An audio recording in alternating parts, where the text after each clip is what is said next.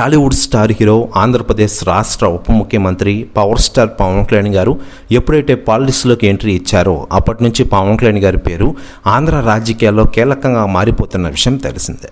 2019 ఎలక్షన్లో కేవలం ఒకే ఒక్క స్థానాన్ని కవించేసుకున్న ఆయన తిరిగి 2024 ఎన్నికల్లో ఖచ్చితంగా ఎన్డీఏ ప్రభుత్వం అనేది అధికారంలోకి తీసుకొస్తామని చెప్పినట్లుగానే చేసిన విషయం తెలిసిందే. మరోవైపు జనసేన పార్టీ కూడా 21 స్థానాల్లో పోటీ చేసి 21 స్థానాల్లో కైవసం చేసుకున్న విషయం తెలిసిందే.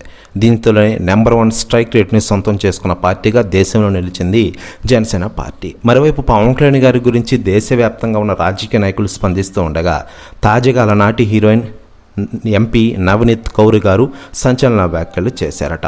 ఆమె మాట్లాడుతూ, ఆంధ్రప్రదేశ్లో నాకు ఇష్టమైన పొలిటికల్ లీడర్ ఎవరైనా ఉన్నారంటే ఆయన ఒక్కడే పవన్ కళ్యాణ్ గారు.